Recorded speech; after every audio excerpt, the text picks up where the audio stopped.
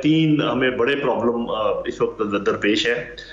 एक है सिक्योरिटी का, जिसमें आपको पता है हिंदुस्तान किस किस्म की बातें कर रहा है, तहरीक तालिबान पाकिस्तान क्या कह रही है, और अफगानिस्तान के हालात आपको मालूम है, इंटरनल बलोचिस्तान वगैरह के मसले आपके सामने हैं। दूसरा पहला बल्कि ये दूसरा मसला है, पहला बड़ा मसला है इकॉनमी का। अच्छी इकॉनमी के बगैर ये ना फौज आप मेंटेन कर सकेंगे, ना ये एयरफोर्स मेंटेन कर सकेंगे, ना नेवी मेंटेन कर सकेंगे, और बहुत मुश्किल हो जाएगा आपका डिटरेंस वगैरह। ये सारी चीजें इस पर डिपेंड करती है और दुश्मनों को इस बात का पता है। अगर कोई इस तरह की सिचुएशन आ जाए कि आप अपनी जो कमांड है आर्मी की, वो उसको आप खुला नहीं छोड़ सकते, तो इन आर्मी एक्ट और उनके अंदर जो रूल्स रेगुलेशंस हैं उसमें मौजूद है कि जी एक आप जनरल बना के उनको वाइस या deputy chief of army staff बना सकते हैं। मार्शल लॉ को जो है वो जिस तरह जस्टिफाई करती रही, वैलिडेट करती रही, बहुत बड़े ब्लंडर थे। और बेशुमार ऐसे चीफ जस्टिस आए जो ये अदलिया के नाम पर मैं समझता हूँ कि एक बदनामी का एक दाग थे।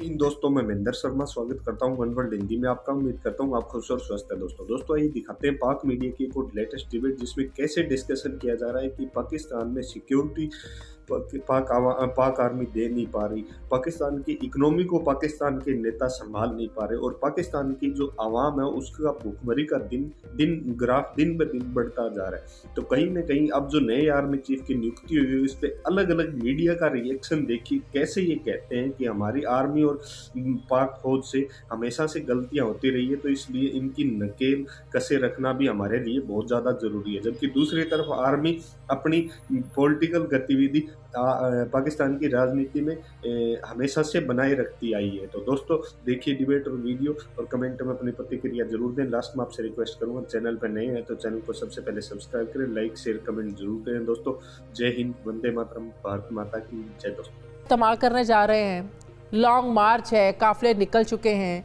लेकिन दूसरी तरफ जब राना सनाउल्लाह साहब ने आज ये इंकशाफ किया कि उन्हें एजेंसियों ने बताया है कि इमरान खान की जान को ख़तरा है, कोई हमला हो सकता है, इसको कितना सीरियस लेना चाहिए? स्पेशली खान साहब पर वज़ीराबाद हमले की एपिसोड के बाद इमरान खान तहरीक इंसाफ टलने वाले नहीं हैं, ना वो टल रहे हैं। वो कह रहे हैं हमारा जो मुतालबा है हम वो लेकर जाएंगे।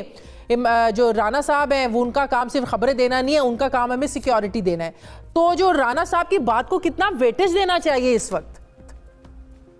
जी पहली बात तो यही है कि मैं भी यही कहूँगा कि राना साहब को बहुत अच्छा है कि उनके पास इंफॉर्मेशन मौजूद है, लेकिन उन्हीं इंटेलिजेंस एजेंसीज को इस्तेमाल करके वो तहफ़्फ़ुज़ भी फराहम कर सकते हैं। एक बहुत बड़ी पार्टी का लीडर है और ये भी पता है कि अगर खुदा न खास्ता उसको कुछ हुआ तो बहुत बड़ा एक तूफान आएगा पाकिस्तान में, जिसके कि हम इस वक्त मुतम्मल नहीं हो सकते। तो ये बात दुरुस्त है इमरान खान की कि उनका काम सिर्फ इंफॉर्मेशन देना नहीं है, उसके मुताबिक अमल करना भी है। और अगर कोई ये कहा जाए कि जी बिल्कुल हम हैंड्स अप है, हम तो कुछ कर ही नहीं पाएंगे और बस आपके ऊपर हमला होना ही होना है, तो ये तो कोई बात नहीं हुई ना। फिर आप किस बात के इंटीरियर मिनिस्टर हैं और किस बात के आपके पास सारी एजेंसीज हैं, आपके पास पुलिस है, आपके पास रेंजर्स हैं, तो ये बात तो उनको थोड़ा सा ध्यान करनी चाहिए। लेकिन ये मैं जरूर कहूँगा कि जिस किस्म की सूरत हाल इस मुल्क में है, शुक्र है कि एक चीज का हल हुआ है, लेकिन वो सिर्फ 10 to 15% टेंशन थी। 85% टेंशन तो हमें इकोनॉमी की है। बिल्कुल। और इकोनॉमी की इंस्टेबिलिटी जो है वो पॉलिटिकल इंस्टेबिलिटी की वजह से है। अंधों को भी नजर आ रहा है कि जब तक पॉलिटिकल स्टेबिलिटी नहीं होगी, इकोनॉमी आपकी लाइन पर नहीं चढ़ेगी। आपने देख लिया कि सबसे बड़े गुरु जो हैं इकोनॉमिक्स के, फाइनेंस मिनिस्टर इसहाक डार साहब, वो किस तरीके से हाथ पांव मार रहे हैं और डॉलर टच से मस नहीं हो रहा और कोई आपका या इन्वेस्टर नहीं आ रहा, कुछ नहीं हो रहा। तो ये तो अगर पाकिस्तान को बचाना है और आपको अपने पर्सनल एजेंडे आगे नहीं बढ़ाने हैं, तो मैं दोनों तरफ को कहूंगा कि पाकिस्तान की खातिर मिलके बैठ के कोई दरमियानी रास्ता तलाश करें। अगर इमरान खान साहब कह रहे हैं कि जी आप फरवरी में इंतखाबात कराएं, ये कहते नहीं हम अगस्त में कराएंगे, तो भाई कहीं अप्रैल मई में करा लो।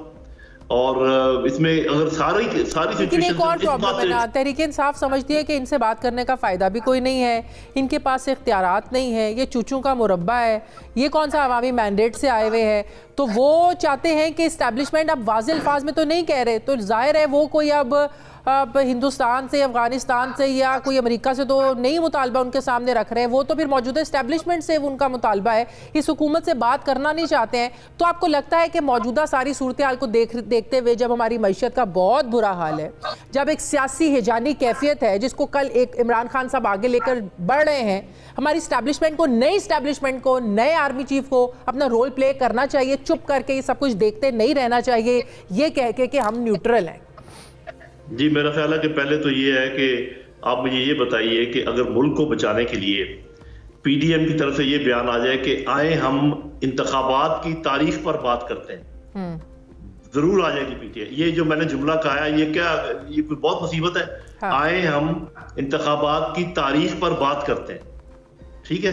This one sentence will diffuse the entire situation. वो कोई ये नहीं कह रहे कि जी हमें आप तारीख दें, मार्च की तारीख दें या फरवरी की तारीख दें। ये तो बयानिया पीडीएम की तरफ से आ रहा है ना कि जी वो तारीख मांग रहा है। बिल्कुल तारीख नहीं मांग रहा, वो ये कह रहा है कि इंतखाबात के बारे में बात करनी तो मैं आता हूँ, या कम से कम मैं अपना वक्त भेजता हूँ। नहीं, तो अगर आपको अर्ली इलेक्शन की तारीख ही मांग रहे हैं, अभी अर्ली फारूक हबीब साहब वो अर्ली इलेक्शन के लिए बातचीत नहीं। मैं भी, मेरे भी कान खुले हैं, आप भी सुनती होंगी। एक मुझे उनका बता दें जिसमें वो ये कहें कि मुझे अर्ली इलेक्शन की तारीख चाहिए। वो कह रहे हैं अर्ली इलेक्शन की बात कर रहे हैं, वो कह रहे हैं अर्ली इलेक्शन के बारे में बात करने को हम तैयार हैं। अर्ली इलेक्शन के बारे में अगर कोई बात करते तो हम बात करने को तैयार हैं। ये तो खैर छोड़ दें, अलग बात है। दूसरी बात, ये जो आप बात कर रही है एस्टेब्लिशमेंट की, देखिए जो मैंने बात कही है कि हमारे 3 हमें बड़े प्रॉब्लम इस वक्त दरपेश है। एक है सिक्योरिटी का, जिसमें आपको पता है हिंदुस्तान किस किस्म की बातें कर रहा है, तहरीक तालिबान पाकिस्तान क्या कह रही है, और अफगानिस्तान के हालात आपको मालूम है, इंटरनल बलोचिस्तान वगैरह के मसले आपके सामने हैं। दूसरा, पहला बल्कि ये दूसरा मसला है, पहला बड़ा मसला है इकॉनमी का। अच्छी इकॉनमी के बगैर ये ना फौज आप मेंटेन कर सकेंगे, ना ये एयरफोर्स मेंटेन कर सकेंगे, ना नेवी मेंटेन कर सकेंगे, और बहुत मुश्किल हो जाएगा आपका डिटरेंस वगैरह। ये सारी चीजें इस पर डिपेंड करती है और दुश्मनों को इस बात का पता है।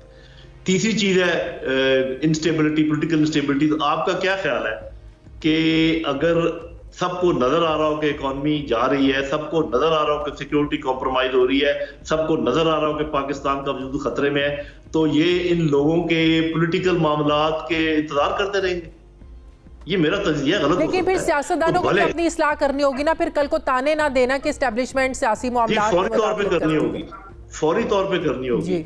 ये कहना ठीक है एस्टेब्लिशमेंट का कि जी हम इसमें दखलंदाजी नहीं करेंगे, और बड़ी अच्छी बात है। और मेरे ख्याल में वो शुरू में दखलंदाजी नहीं करेंगे, चूंकि क्लीन स्लेट के साथ आए हैं जनरल आसिम, वो पहले सिर्फ ये कोशिश करेंगे कि दोनों लोग बैठ के, दोनों धड़े बैठ के किसी जगह पर पहुंच जाएं। लेकिन अगर उनको ये लगा कि इनको तो परवाह ही नहीं है अपने मुल्क की, और ये तो ना इकॉनमी की फिक्र है ना सिक्योरिटी की फिक्र है, इनको तो अपनी अपनी कुर्सियों की फिक्र है, तो फिर वो क्या कहेंगे? अवाम भी पूछेगी फिर फौज से कि जी आपको हमने पाला पोसा है, आपके पास इतनी ताकत है, तो आप तमाशा देखने के लिए। हाँ। मेरा नहीं ख्याल है, तो ये मेरा तजरिया में गलत हो सकता है। नहीं, तो फिर इसका मतलब है कि एस्टैब्लिशमेंट को आगे बढ़कर दोनों फ्रीकैन को बिठाना चाहिए और बीच का कोई रास्ता निकालना चाहिए।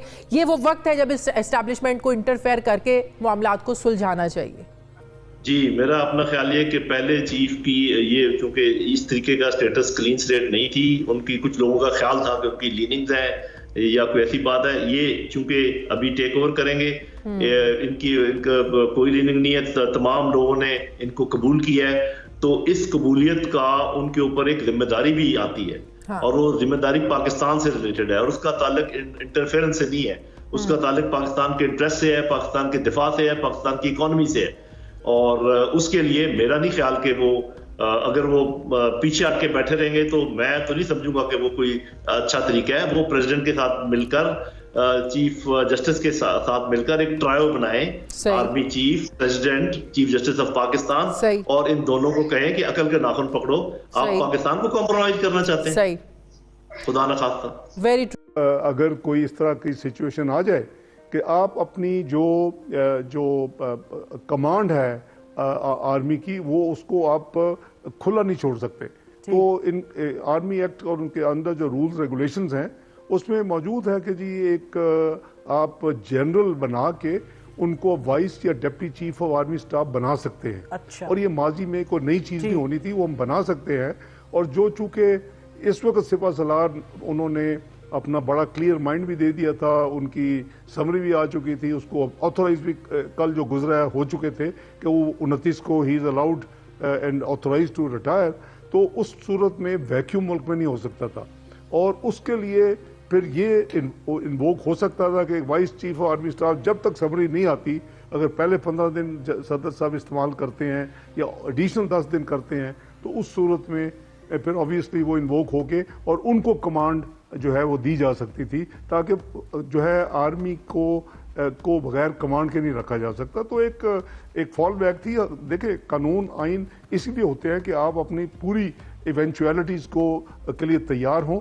इसी तरह जो chairman joint chief of staff है, वहाँ कोई उस हवाले से कोई डिप्टी या वाइस चेयरमैन का कॉन्सेप्ट नहीं है, तो जिनको प्रमोट किया गया था उनको वो एक्टिंग चेयरमैन के तौर पे टिल द एडवाइसेस तो हो सकती थी, लेकिन अब तो मफरूजा रह गया। It this all fall back जो तैयारी थी वो इन्फेक्शस हो गई, और उसकी अल्हम्दुलिल्लाह मैं 100 दफ़ा अल्हम्दुलिल्लाह कहूँगा, उसकी ज़रूरत नहीं पड़ी और everything has gone smooth. So outgoing के लिए बहुत best wishes, good luck. Martial law को जो है वो जिस तरह जस्टिफाई करती रही, वैलिडेट करती रही, बहुत बड़े ब्लंडर थे। और बेशुमार ऐसे चीफ जस्टिस आए जो ये अदलिया के नाम पर मैं समझता हूँ कि एक बदनामी का एक दाग थे, कलंक का टीका थे। और जहाँ बड़े बड़े अच्छे लोग भी आए, बेशुमार ऐसे लोग, जस्टिस हमीदुर रहमान साहब जैसे लोग, बाकी और इस तरह के बेशुमार लोग और आए, लेकिन बदकिस्मती से बड़े लोग ऐसे आए जिन्होंने अदलिया की बदनामी का वो बायस बने। अदलिया से भी गलतियाँ हुई, मुसल्लह अफवाज से भी गलतियाँ हुई, सियासतदानों से भी गलतियाँ हुई। सबको अपनी गलतियों से सीखना चाहिए और आइंदा के लिए तहैया करना चाहिए कि आइंदा के लिए हमने वो रोल प्ले करना है जिसका तयन पाकिस्तान के आइन ने कर रखा है। Very right. डॉक्टर साहब, आप अभी जो पिछले उस पर बात कर रहे थे कि क्वार्टर मास्टर जनरल नहीं, उनका एडमिनिस्ट्रेटिव एक्सपीरियंस भी है, इंटेलिजेंस के 2 सबसे बड़े इदारों के सरबराह वो रह चुके हैं, वो भी उनको मालूम है, कोर कमांडर रह चुके हैं, तो ये एक मिक्स जो है ये कितना इंपॉर्टेंट होगा बतौर आर्मी चीफ? जी, जिस किस्म के पाकिस्तान को सिक्योरिटी के चैलेंजेस का सामना है, उसके लिए मैं समझता हूँ कि ये मिक्स जो है वो आइडियल मिक्स है, जिसके हवाले से वो उनको हमायत भी हासिल है और फिर अपना रेलेवेंट एक्सपीरियंस भी है जिसको डिप्लॉय कर सकते हैं अपने फ़राइज़ से ओहदा बरा होने के लिए। तो मैं समझता हूँ कि और जिसके अंदर सीनियरिटी का प्रिंसिपल भी मलूज़ खातिर रखा गया। तो आपने बात की कि ये जो बाजवा साहब की जो सोच है, जो कि पिछली दफ़ा जब DG ISI ने और वो जो DG ISPR ने जब मुश्तरका प्रेस कॉन्फ्रेंस की, उसमें उन्होंने बरमला इस बात का इजहार किया कि हमारी फ़ौज जो है वो उसके अंदर एक फ़ैसला हो चुका है। तो मैं नहीं समझता कि ये फ़ैसला जो है ओवर एंड अबव जो है वो जो इस वक्त आर्मी चीफ अपॉइंट हुए हैं जनरल आसिम मुनीर साहब, उनकी मशावरत के बगैर ये हुआ होगा, बिकॉज ही वॉज